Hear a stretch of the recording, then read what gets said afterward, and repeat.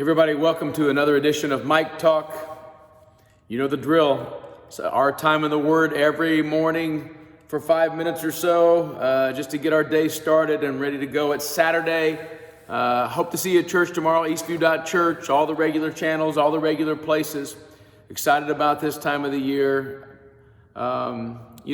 People always ask me why I pretty much wear a suit or a tie every Sunday during the holiday season. It's because I've got so much Christmas wear. So I have to break it out during this time of the year. It's a very, very important ritual for me to make sure that I dress Christmassy during the Sundays that I'm preaching during the month of December and any other event that I'm a part of. So don't adjust your sets on Sunday. That's all I'll tell you about what's going to happen. So tomorrow, looking forward to that. It's another great word, believe it or not, from Leviticus 25. That ties in perfectly with the birth story of Jesus Christ and celebrating Christmas. And so I'm looking forward to sharing that with you. And I hope that you just invite a friend. Can I just encourage you? It's never been more easy to invite a friend to church. Start a watch party on Facebook, send them an invite, tell them to come over to your house and socially distance and watch together. There are a lot of ways for you to invite somebody to church now.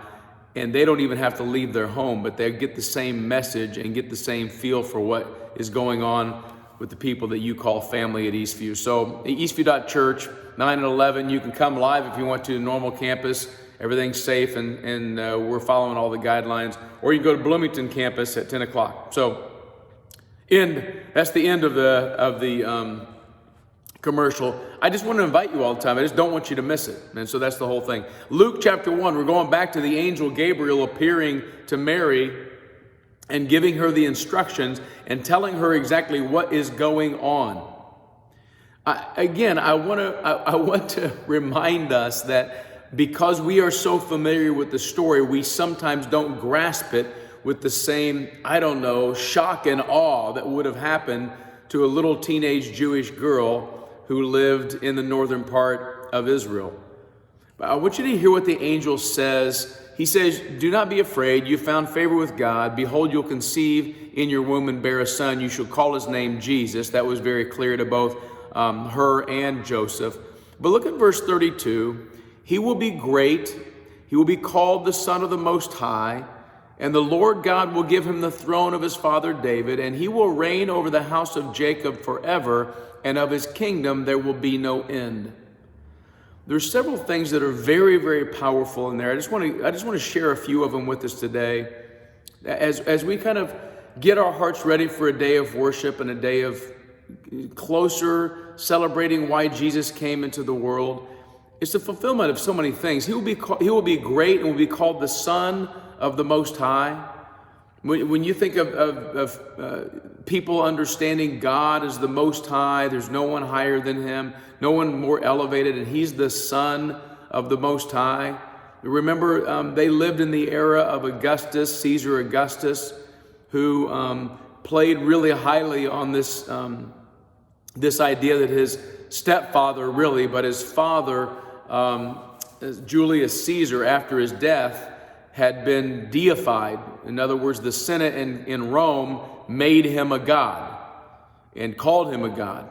Well, you know what you do when you're Augustus Caesar and you're the next Caesar in place, and they've called your father a god. Well, you are then the son of a god. So maybe Luke's playing into this, but he's called the Son of the Most High. Jesus will be. So he's elevated into deity status, into God status. And the Lord God will give him a couple of things. This is interesting. Will give him the throne of his father David. Of course, that goes back 1,000 years to when the Lord said to David, "David, because you're a man after my heart and you follow me wholeheartedly, I will set you on the throne. And from you will always be somebody that will sit on the throne. One of your relatives will always sit on the throne in Jerusalem, the throne of the people of God." And of course, then he ties it into, not only does he get the throne, but he gets the family and the covenant. He will reign over the house of Jacob forever. The house of Jacob is a reference to Israel. Remember, Israel was first named Jacob. He had the 12 sons that became the 12 tribes.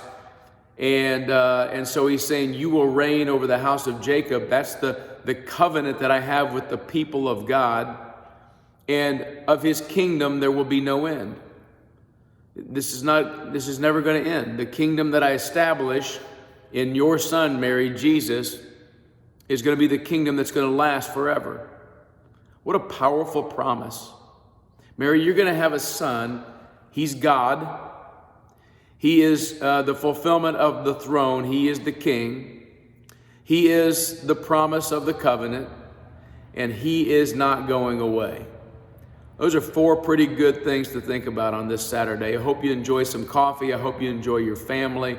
I hope that you are growing in these last days as we head into 2021 in your faith, and you stay with me in the Word. God bless you guys. God always keeps his promises, and when he does it in a big way, and he sometimes does it through a little girl named Mary. Peace.